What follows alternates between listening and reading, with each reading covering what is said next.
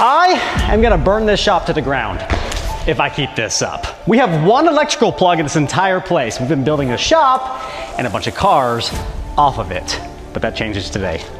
Extension cord into another extension cord into a splitter and then also a power strip. Somehow, this place is not burned down. Yet. Honestly, it feels like a miracle given I've built this thing myself without any experience, and hey, it's pretty cool. But here's the problem. It's finally time to wire this shop the right way. And it turns out hiring an electrician to wire a 2,000 square foot building is expensive. Like, maybe a little risk of fire ain't so bad, kind of expensive.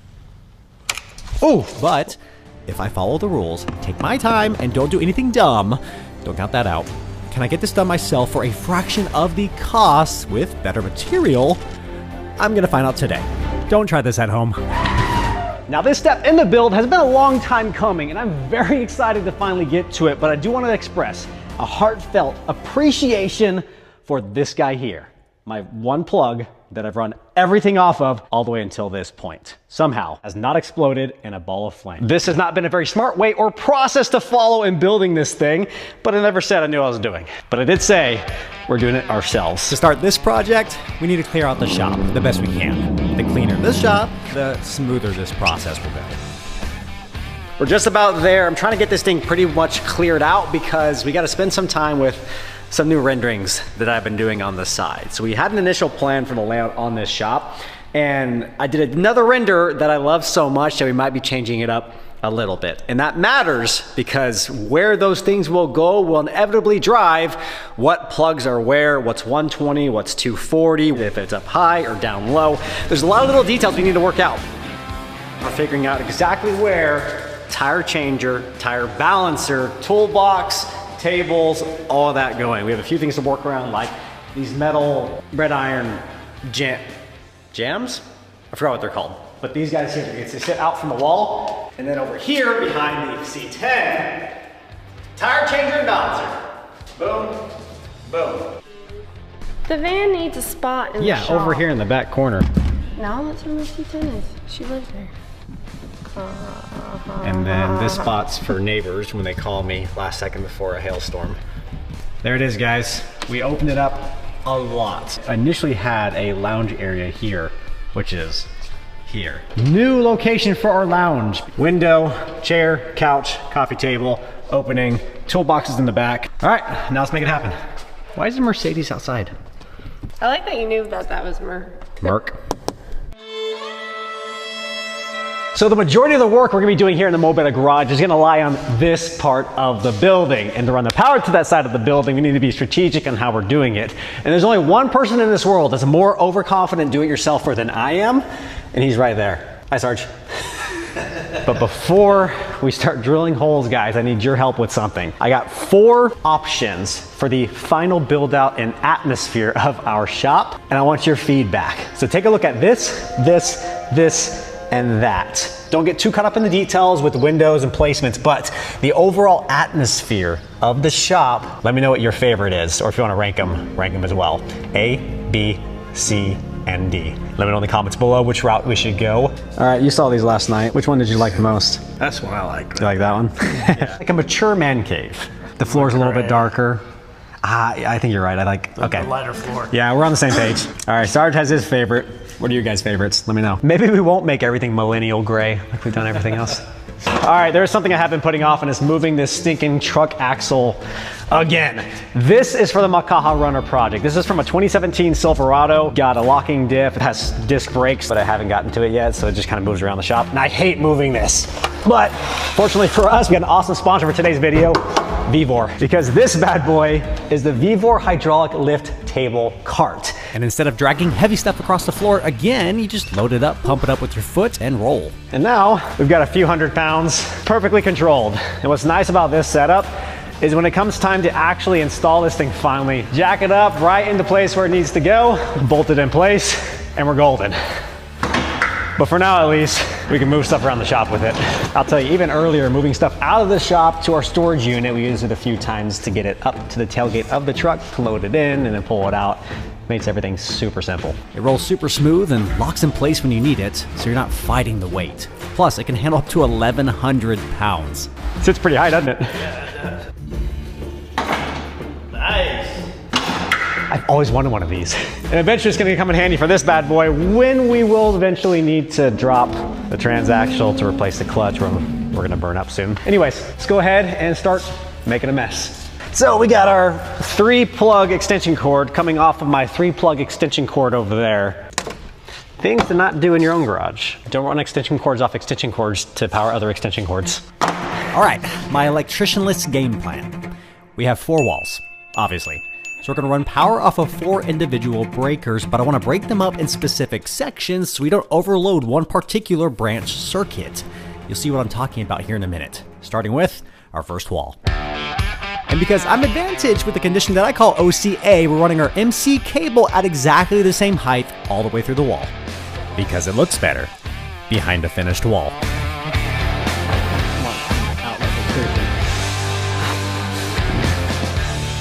With all of our locations marked for our boxes, I'm drilling 3/4-inch holes in each of these 2x4s. I need to run the MC cable through each of these from box to box and eventually back all the way to the sub panel.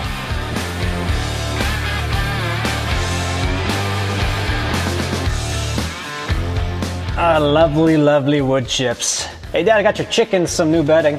We need to count all of our receptacle locations out, so we gotta make a run to Home Depot and go pick up a whole bunch of metal junction boxes. So you guys keep track. 1, that's already existing. That's 2, 3, 4, 5, 6, 7, up 8, 9, 10, 11, down 12, 13, 14, 15, 16, 17, 18 behind the tires, 19, 20. We're adding 20. You know, we should take the shop truck.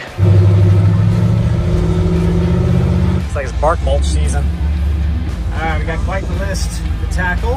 And as always, I'm certain what I wrote down on the list either doesn't exist or they have it out of stock. It got you. That daggum 20 amp thing does every time. It's that GFI protected 20 amp breaker. $65 a pop on that bad boy. All right, so we are $302 down into this project. I've never seen 2 more opposite vehicles parked next to each other. Toyota Prius and a gas-loving 1967 Chevy C10. But here's the thing, I'm also saving the planet. Most old cars just get thrown away. We recycled ours to a 480 horsepower monster. We have all the metal boxes. These are 4-inch metal boxes, 1/2-inch mud sills, I think they're called. Plug covers, as well as our plugs. These are all 20 amp rated plugs because we're running everything 20 amp and we're running everything 12.2. Would you stop eating wood chips? Do I need to clean those up already? No more eating the wood chips. That's gonna hurt coming out the other end. All right, we got all the holes drilled for our conduit runs on our first of 4 walls, and we've made a mess while doing so. But everybody knows the #1 commandment of being an electrician, and that is thou shalt not clean up after thyself at all. Fortunately, we're not an electrician, and this is my own shop. So we are in fact gonna clean up because my dog is also eating off all wood chips. And up until this point, a broom and dustpan has been my go-to to clean up this mess, but it's absolutely miserable because not only does it take forever, it actually kicks up more dust than is actually captured in a dustpan. But I'm happy to say that ends today with this bad boy. This is the Vevor walk behind floor sweeper. No motors, no batteries, just pure greatness. Look at it, it's so good. No need for repetitive back and forth movements. It has large side brushes that cover over a 2-foot sweeping path in one go. It's 5 times faster than your traditional broom and dustpan, and it's picking up everything. Sawdust, debris, even pull up some tape I had on the ground marking out where my eventual toolboxes will go. It's got a big collection bin too, so you're not having to constantly dump it.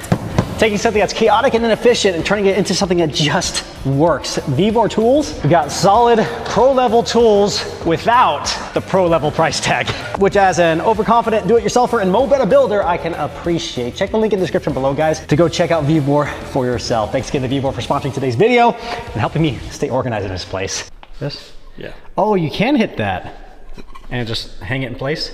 Yep. And just put the screws in to secure it. But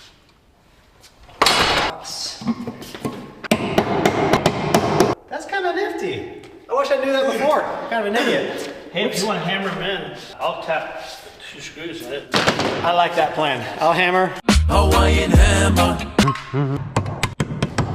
All right, orange line, Sarge went through and marked exactly 16 inches off of the ground, so every one of these are gonna be equal.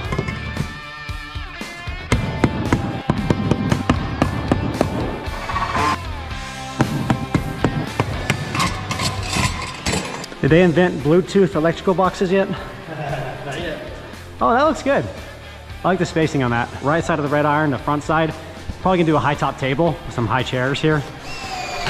So I do want to plug here, if you're gonna put a computer or whatever on here just to work real quick. This will be likely shelving or something, so if we put any signs or lighting, plug there, that. We got a bunch of plugs on that wall too. Okay.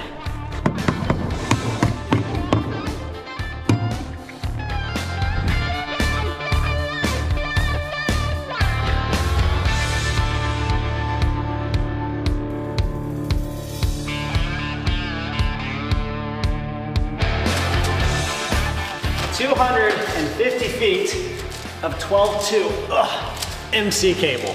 Some good stuff. And it's not even gonna be enough for our project today. But I didn't wanna go buy any more before I knew how much we needed. Plus Amazon lost my other order, so. I don't hold grudges, Amazon. Through. All right guys, we made it through the red iron. So it's gonna be a straight shot from that box to that box. And now, me and Sarge are gonna divide and conquer. So Sarge is gonna work on these ones. I'm gonna work on that one. I realized that any normal electrician could do this entire shop by the time we do these 4 plugs, but our labor's cheaper. Hammer flip. All right, Sarge is getting in rhythm. Our bottom one's 16 inches above the ground. The question is, for our taller ones, where are we putting this? And I think putting the bottom portion right at 4 feet is gonna be money. Our tabletop or workbench usually sits 32 inches to 34 inches in height. The plug will be yay high. So you'll never have a plug that's being interrupted by your bench. It'll be up higher, but it'll be lower than any cabinets that might be sitting on the wall. Boom, boom, boom, and then. What do you think? Should we go on that side, or should we go this side? We're taking a vote. There's 3 of us. Majority will rule. Remember, it's gonna be symmetrical on the other side. I also realize this is a 4-inch difference. The outside. Okay, that's a good choice, so we're going with it. Good job, bud. Put it there. You're hurt. Now, why am I obsessing over these details on the back wall? Well, the plan is to have both a functional and dang good looking space. I want to build this toolbox set in between the red iron jambs that are 15 feet apart. 2 tall cabinets bordering the outside with a large worktop in between. Cabinets on top, drawers on the bottom. The plugs will go just below the cabinets as well as just outside of the tall ones. Didn't realize my shop was getting the white glove treatment. And you got the Mr. Artiste over here. What we got? I see a shark. I see home. Buddy, I love it. So my toolbox right now is 52 inches wide. So 52 divided by 2 is 25 and a half, 26 and a half, 25.75, right? So if we use our current toolbox, it's perfect in between our plugs. If we can work an amazing deal with an awesome company, call me. Do a toolbox, tabletop, work set, cabinets, the whole shebang. With your logo right here. Am I laying it on thick enough? There are advantages and disadvantages to this hybrid type of barnuminium build that we've done. Navigating around and through red iron for electrical is one of those disadvantages, but we're figuring it out. So I'm trying to get these electrical runs for the MC cable far enough back to where when we do put our cabinets up, there's never any worry about them hitting screws or anything like that. We're still gonna put nail plates on them for security. I just don't want to get those nail plates in a way where we're actually trying to mount the cabinets, bend in, go across, look nice and clean, and then we'll cover it up so you can never see it again. They were much more simpler times. We drilled by hand. The year is 1907. The thing is, by the time you fit it on there, I'll be through. Basically what's happening, guys, the drill won't fit in there with that long bit, but we need the long bit to get through the 3 2x6s.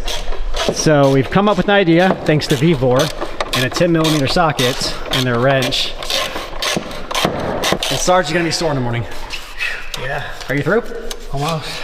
You know, I swear, there's always one thing in every single video where I'm like, man, we're idiots. But at the same time, it makes me think, man, we're geniuses. Oh, you're all the way through? I saw that. And this is the, I'm kind of embarrassed to say, this is the third time I've broken this out today. I'm not gonna show you what else we did with it. Not bad. Hey, it's almost level 2 by hand. Jeez. Who needs power drills? We call this guy Milwaukee. You go from here, up, through that, across, and then back down, with that plug.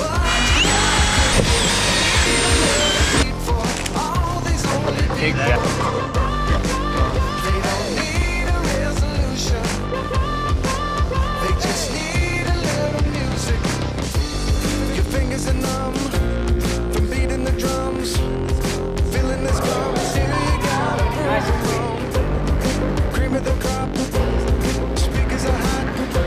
What did I tell you about a clean shop floor? I've been fighting over it this entire time, so we had to set a timer for 3 minutes for them to take turns sweeping my shop.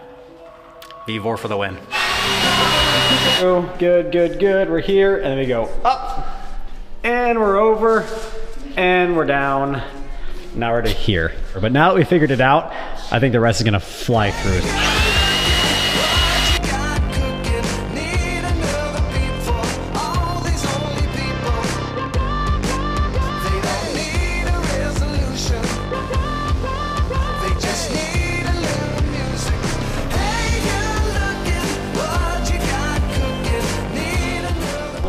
That's kind of cool.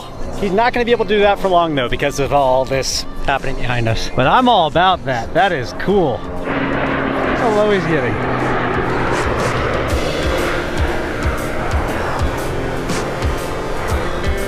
All right, so we've got from this box to that box. But right now, I'm tackling this nightmare. Just getting through this piece of red iron, and we're having to get a little bit creative. Aha, got it. Let's go.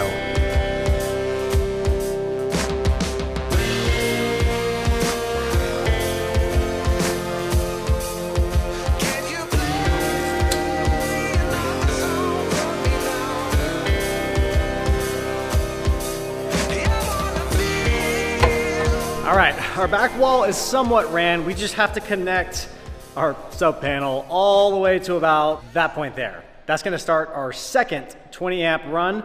That'll run from there along this wall. I think I'm gonna end it right there at the corner. So we are ending it here and starting the new run here. I made a mistake. I'm gonna call it my OCA mistake. I knocked out the center hole and I need this to run down to run across to get to that one. And I don't want, yeah, I want this one, not that one. So we're swapping boxes and I can use this box over there. Does it matter? Probably not. To me, I'm nuts. We've done a lot of our short runs from box to box, but I only have about 250 feet of this stuff right now. So before I use it all up, I'm gonna go ahead and run at least one of my long runs from the sub panel to our first box on the back wall. So I think I'm gonna need 80 to 100 feet to get from here all the way to that sub panel. And we're likely looking 60 to 70 feet from the sub panel to the first box on this run. Right, Mr. Maui? Oh, you got lots of makapia pia. Clean those eyes. Let's go.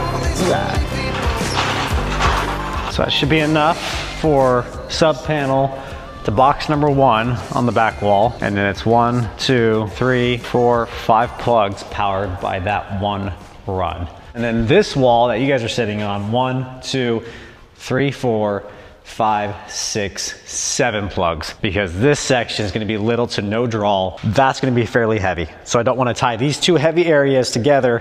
At least we can separate them and balance the load. And no, it's not 6, 7. 6, 7 plugs.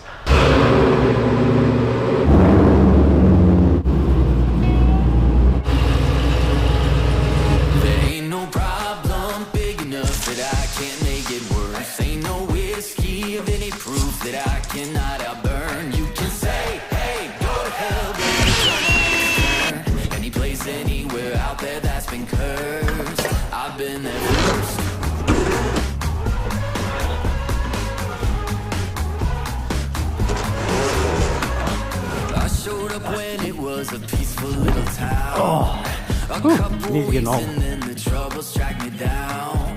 And by the time the sheriff finally read me out, there were only So these, from my understanding, aren't absolutely required because these also have that plastic fitting in there. But I go ahead, they include them with the MC cable. So I'm going ahead and shoving them in. it done had its turn. Any place, anywhere out there that's I take this little guy, I've been there first. shove that right in there.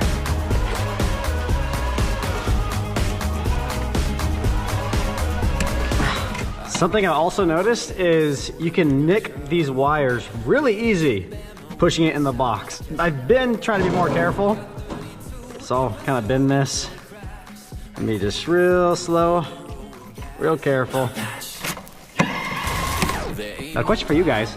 How do I strap them when they go through? I think code says they're supposed to strap them at minimum 6 feet, but what happens if there's a run that's 6 feet or just over 6 feet? Do I strap them like here? Or does, I don't know. Let me know.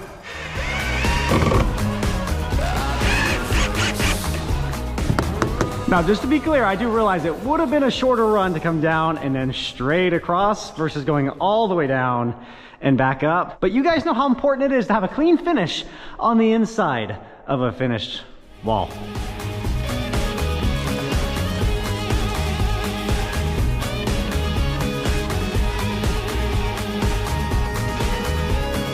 Future looks dark, dark, darker. Started at the bottom, now I'm underwater. Oh, Maui hears someone. Oh, it's the Sarge. Oh, you got the... Yeah. That actually might work perfect. Dang. They're formed like that. This is a nice frame too. Yeah. Wow, that's a nice frame. I'm a big gamer, guys, if you didn't know. Huge game. I'm just kidding. No, we have an idea for these frames. We're gonna take the stickers from our events and start putting them on the wall. But for like Optima Challenge and LS Fest and things like that, I think it'd be really cool to hang these things up. And Sarge has a bunch of these things lying around the house. Good thing we're not doing sheetrock. No drywall in here. So Sarge brought the glad tidings of great wire nuts. I have a bunch of these Wago connectors, but not enough to do every single one of these boxes because we're gonna run pigtails at each location because that's what I saw on YouTube. So I'm gonna do it too. 2 hots, 2 neutrals, 2 grounds, and we're gonna pigtail off of each of those to run to the plug, and then obviously ground this here inside the box as well. So that'll have 4 connections. Maui's excited, he's got a friend, because he's been driving me nuts. Ain't seen nothing yet. There ain't no problem big enough that I can't make it worse. Ain't no whiskey of any proof that I cannot outburn. You can say, hey, no. I can get it, Dad. Just gotta go one side at a time.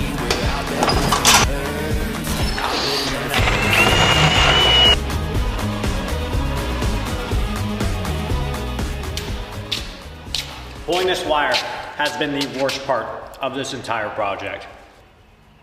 Drinkelement.com/LoneStar, guys. Also, Chomps. Surprisingly good. The Cletus McFarland ad got me. Now I'm hooked. These are good. Beef jerky sticks. I'd give you one, but you'd fart up the house so bad that we'd all have to leave. Yeah. Yeah, stinky toots. Very stinky. All right, just how we used to work in here. Complete darkness. And one light. So we killed the power because we are gonna go ahead and throw in our new 20 amp breakers.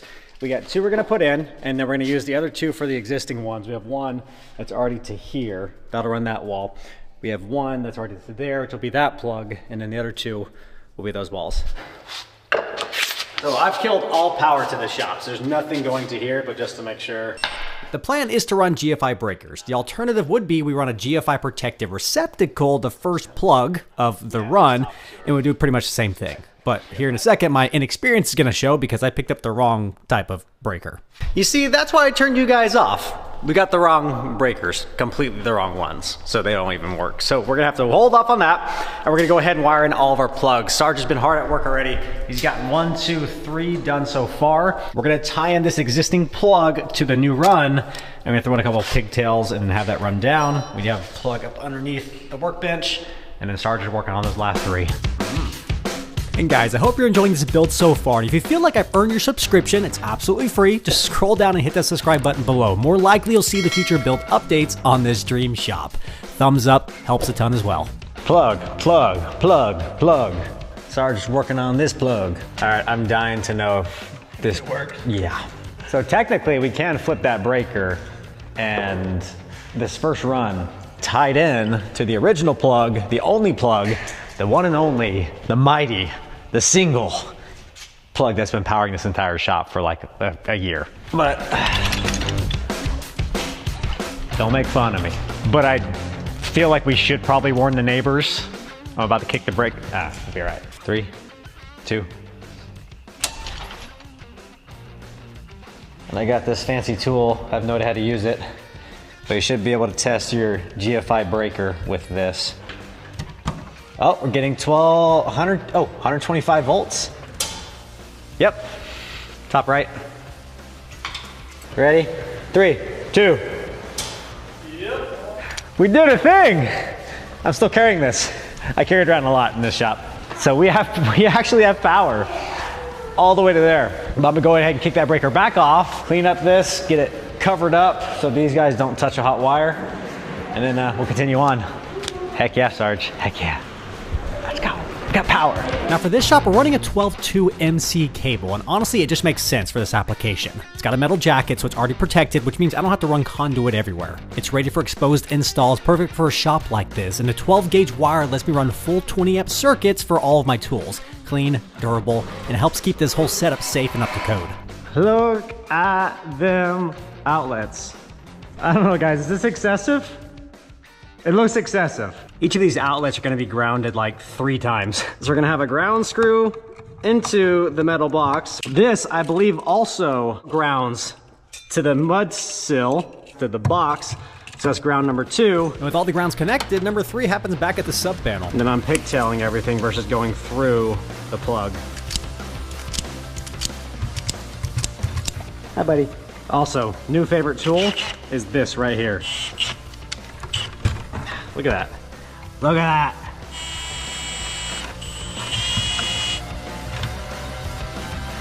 There's a ground. And the part that's probably unnecessary, but I'm doing it anyways. Electrical tape around all these terminals. Make sure nothing touches something's not supposed to touch. Also, I think it might help just it keep from wiggling loose. Got our mud sill.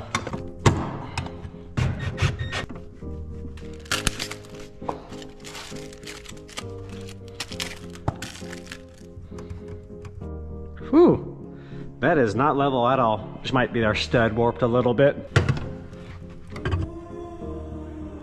Nailed it. We're gonna do that same thing 1, 2, 3 more times, and then we need to make another Lowe's or Home Depot run to go grab the correct GFI breakers. If they wouldn't have 9 million types of things for the same exact thing, it'd be easier. Never again. Oh my gosh. I just burned 3.5 hours of my day trying to find this thing, which apparently has been updated. Lowe's doesn't carry it, Home Depot doesn't carry it, the first 2 electrical supply locations doesn't carry it, but the third one, fortunately, 2 cities away, carried something similar. So this is gonna be the same QO type of panel, which is, I think, a higher end. Like the Lowe's and Home Depot are a home line type of breaker.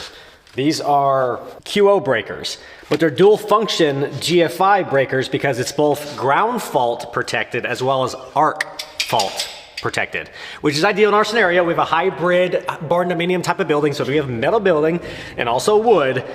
So yeah, expensive as heck. $192 for these 2. Let's go ahead and get these breakers wired in, get our wires going to those breakers so we can kick the panel back on and cross our fingers nothing sets ablaze. That. One of the nice things about this sub panel is I can actually shut it off completely from the main panel in the garage, so there's no risk of me touching any hot wires. So we got our green ground. This has got to go up and around the bottom to our ground bus bar here. And then neutral and hot will go into our breaker. But I believe you want to put a little bit of extra wire in there just in case you do want to move it later on. So we'll bend that up. Hope this is right, because if it's not, we're screwed. As clean as I can get those grounds for now. After I screwed it down, I would wiggle a little bit, and about half the times the screw loosened up just barely, or I was able to tighten it up just a little bit more.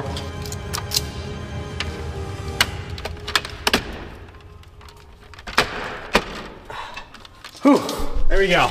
New fancy expensive ass breaker, $95. I'm gonna do the second one, get that done. Kick the panel back on, and hopefully we have electricity in here and not a blaze of flame and horror.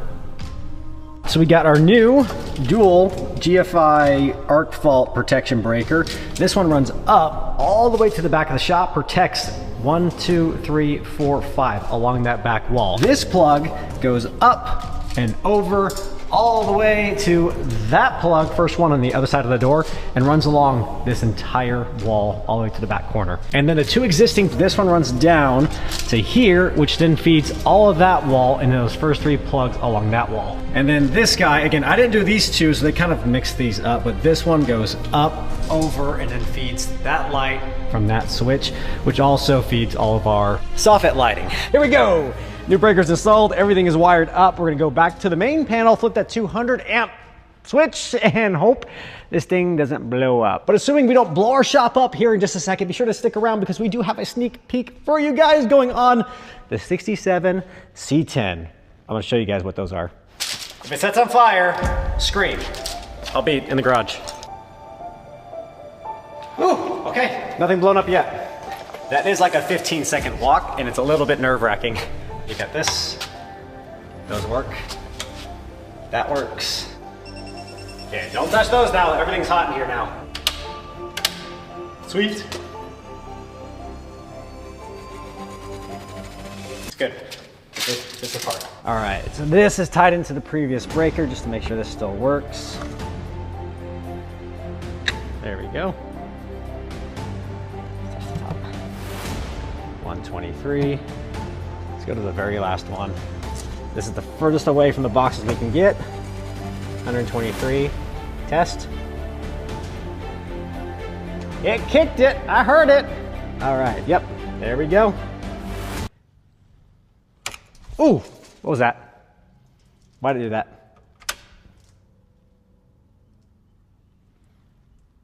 Whoops, I figured it out, guys. Turns out these two breakers on the right weren't seated all the way down, so we pressed those back down and we're good. We are back to 124 volts at this far end. Test that one more time. That popped, and it should be 0. Yep. Man, I love when things work. It makes me so happy. And then both of our new dual purpose breakers worked. Off, back on. This will blink a couple times. Same thing here, back on. That'll blink a couple times. Gives it a few seconds, and then we're solid. Yes! Who needs an electrician? Don't try this at home. This is not a how-to video, guys. I'm just an overconfident do-it-yourselfer that likes to remove the labor costs from projects. I still got a lot of cleaning up to do. I'm gonna vacuum all this junk out carefully because all this is hot. I need to go ahead and strap all these MC wires all the way up, every 6 feet up and over, and clean this mess up. My goodness, we destroy this shop every time we do a video. Because we added 2 more breakers, we get to pull 2 more slots open in our panel cover. This is exciting. Mo Better Garage has never been so clean. LS Fest is just around the corner, so for LS Fest Texas, 1967 C10 Wifey's race truck is going to be making its debut in the Grand Champion class. That means autocross, drag racing, and track X, and a very awesome old epic pickup. And for its debut, we couldn't leave it on its old nasty setup. So I'm excited to show you for the first time the new setup. We've got Rocket Racing wrapped in Nitto G2 tires. These are 18 by 12. These are very big wheels and very fat tires. And they're going on all 4 corners. We're no longer doing this big back wheel, tiny front tire thing. Let's see what they look like on the truck. We got ourselves our Vibor 1/2-inch socket set to knock that out. Like a lot of car enthusiasts out there, I was always a big fan of Ken Block's Huna truck, and I wish it was a Chevrolet, not a Ford. What we have here is a specimen that can kind of be inspired by that build to see what we can do DIY in this garage to build something that's inspired by that. I love this setup. I have literally every 1/2" socket from 8mm all the way to 32mm.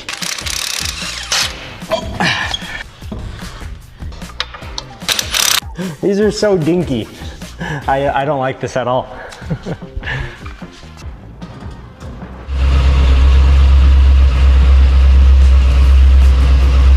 Now it looks like a street truck. Holy crap.